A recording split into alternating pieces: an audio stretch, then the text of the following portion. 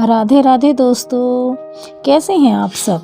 आज हम अपनी इस वीडियो में एक छोटी सी कथा लेकर प्रस्तुत हुए हैं जो ज़्यादा कुछ नहीं बल्कि आपके और हमारे जीवन का सार दिखाती है। यदि आप खुद से प्यार करते हैं और अपने जीवन में सुधार चाहते हैं तो हमारी इस वीडियो को बहुत ही आराम से सुने। जब तक समझ ना आ जाए तब तक बार बार सुने। हमारी इस कथा का टाइटल है मोह का विनाश कैसे होता है। गोस्वामी जी ने इतना बड़ा गंभीर विश्लेषण किया है। गोस्वामी तुलसीदास जी कहते हैं कि जब लंका के युद्ध में सभी योद्धा मारे जाते हैं तब भगवान श्री राम और रावण का युद्ध आरंभ होता है। रावण का वध इतना कठिन है कि 18 दिनों तक यह युद्ध चलता रहा, किंतु रावण की मृत्यु नहीं हुई। और तब भगवान राम ने विभीषण की ओर देखकर पूछा, मित्रवत, यह बताओ कि यह रावण कैसे मरेगा। भगवान राम के द्वारा विभीषण ने रावण वध का उपाय पूछने का अभिप्राय यह है कि विभीषण मूर्तिमान जीव है। इसके द्वारा मानो यह संकेत किया गया है कि रावण मोह कितना भी शक्तिशाली क्यों न हो, पर जीव अगर सचमुच चाहे तो फिर मोह का बच पाना असंभव है। मोह का विनाश बहुत ही कठिन है। इस वर्णन से व्यक्ति को बड़ी ही निराशा होगी। वह कहेगा कि फिर तो इस संकट में पड़ने की कोई आवश्यकता ही नहीं है। पर अगर विचार करें तो ऐसी बात नहीं, क्योंकि मोह चाहे कितना भी शक्तिशाली क्यों ना हो, किंतु जीव भी साधारण नहीं है। विभीषण या जीव की एक ही समस्या है कि वे अपने स्वरूप को और अपनी क्षमता को भूले हुए हैं। जैसे रावण के राज्य में विभीषण रह रहे हैं, उसी प्रकार से मोह के राज्य में जीव भी रह रहा है। पर वास्तव में राजा है कौन। जब विभीषण भगवान श्री राम के शरण में आए तो प्रभु ने उन्हें लंकेश कहकर संबोधित किया।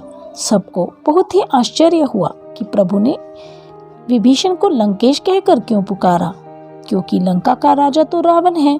और विभीषण ने बद्ध कंठ से निवेदन करते हुए कहा, प्रभु, पहले तो मेरे अंदर वासना थी पर अब नहीं है।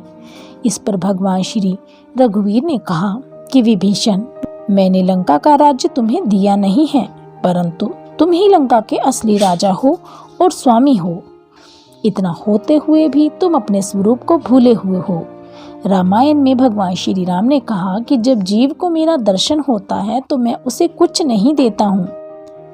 मम दर्शन फल परम अनुपा, जीव पाव निज सहज स्वरूपा।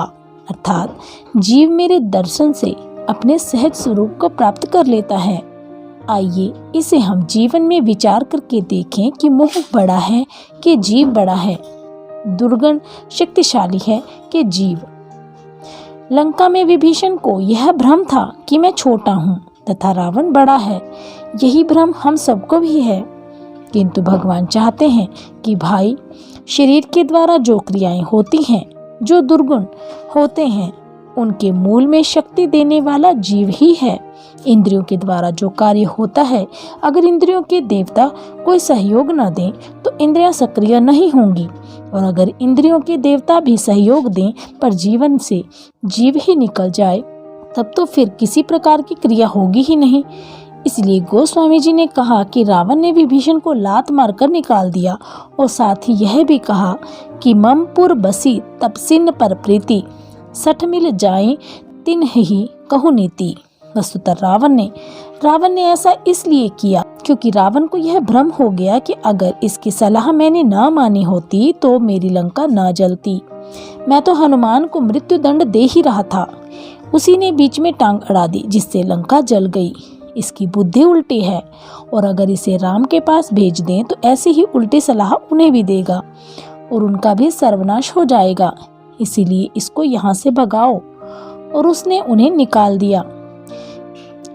इसी प्रसंग पर मुझे एक छोटी सी कहानी याद आ रही है जो आज मैं आप सभी के साथ शेयर करने जा रही हूँ। कहा जाता है कि 13 व्यक्ति वर्षा में भीगते हुए कहीं जा रहे थे और बार बार बिजली चमकने लगी। सबको डर लगा तो वे एक झोंपड़ी में बैठ गए। बिजली जब भी चमकती ऐसा लगता कि मानो अभी गिरेगी। प्राचीन मान्यता थी कि बिजली पापी आदमी पर ही गिरती है। वे आपस में बातचीत करने लगे कि अगर हम में से कोई पापी है तो उसी पर यह बिजली गिरने वाली है, अतः हम सब क्यों मरें। वह अकेला ही क्यों न मरे।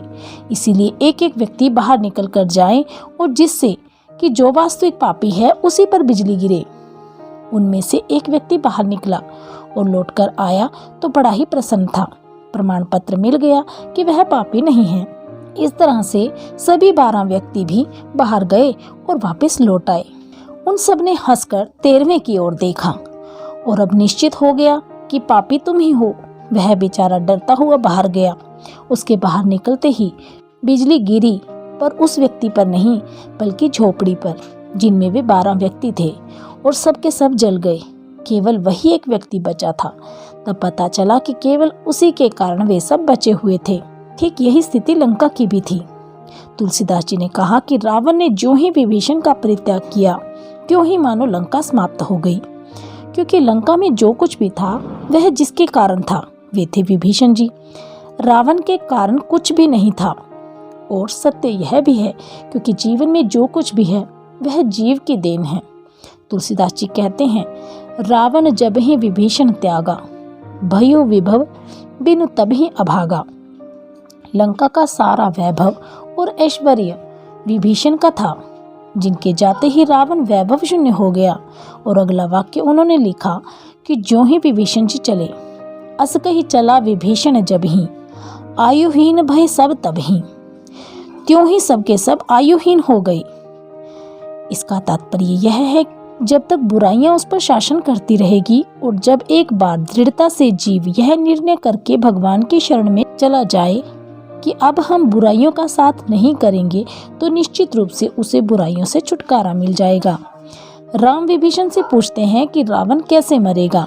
इसके बाद विभीषण ही नहीं बल्कि जीव से मानो यह कहते हैं कि जब तक जीव सहयोग नहीं देगा तब तक मोह और पाप का विनाश नहीं होगा। विभीषण जी ने विनम्रता भरे शब्दों से भगवान श्री राम से कहा, प्रभु आप सब कुछ जानते हुए भी मुझसे पूछ रहे हैं। और सत्य भी यही है कि ईश्वर सब जानते हुए भी जीव से पूछता है कि क्या सचमुच तुम चाहते हो कि मोह का विनाश हो जाए। इसका अभिप्राय है कि हम मोह के परिणाम से तो बचना चाहते हैं, किंतु दुर्गुणों का विनाश हम सच्चे दिल से नहीं चाहते। यदि चाहें तो उपाय तो हमें ज्ञात ही है, उपाय तो हम सभी जानते हैं। विभीषण जी ने कहा, ना भी कुंड पीयूष बस याके, नात जियत रावण बलताके। महाराज, इसकी नाभि में अमृत कुंड है। जब तक आप अपने बाण से नाभि कुंड को सुखा नहीं देंगे तब तक रावण की मृत्यु नहीं होगी। भगवान राम ने विभीषण की सलाह पर ऐसा ही किया। उन्होंने 10 बाणों से रावण के सिर काटे, 20 बाणों से उसकी भुजाएं काटी, और ये बाण ही जप, तप तथा नेम आदि थे। ये विविध प्रकार के साधन थे। अंत में 31वां बाण है जिसके बिना रावण की मृत्यु नहीं होगी, और वह बाण भगवान की कृपा का है। इसका अभिप्राय यह है कि जीव भगवान से प्रार्थना करे कि प्रभु साधना के कितने ही बाण क्यों ना हो, जब तक आप अपनी कृपा को नहीं जोड़ेंगे तब तक जीवन से मोह का विनाश नहीं होगा। भगवान एक बाण चलाकर अमृत कुंड को सुखा देते हैं, रावण की मृत्यु होती है। दुर्गुण चाहे कितने भी शक्तिशाली क्यों ना हो, पर यदि दुर्गुण के नाश का सच्चा संकल्प हमारे अंदर है तो इसके लिए हम भगवान की शरणागति ग्रहण करें और रावण का विनाश अवश्यंभावी है। इसीलिए हम श्री राम से सच्चे हृदय से प्रार्थना करें कि प्रभु आप हमारे दुर्गुणों का विनाश करें, और तब प्रभु दुर्गुणों का विनाश कर जीव को राजा बनाते हैं। मोह की व्याख्या जितनी की जाए कम है। मनोविकारों का मन में रहना जीवन की समस्या है। इनके समाधान के लिए हम विश्वास पूर्वक भगवान की शरणागति ग्रहण करें, यही हमारा कर्तव्य होना चाहिए। तो कैसी लगी आपको हमारे द्वारा दी गई जानकारी? हमें कमेंट बॉक्स में कमेंट करके अवश्य बताइएगा। और भी ऐसी ही धार्मिक कहानियाँ और उनसे जुड़ी जानकारियाँ प्राप्त करने के लिए हमारे चैनल को सब्सक्राइब करें। हमारी सभी वीडियो की अपडेट आपको प्राप्त होती रहे, इसलिए बेल आइकन अवश्य दबाएं और हमारे द्वारा दी गई जानकारियों और कथाओं को आगे शेयर कर हमारा उत्साह अवश्य बढ़ाएं। बहुत बहुत धन्यवाद।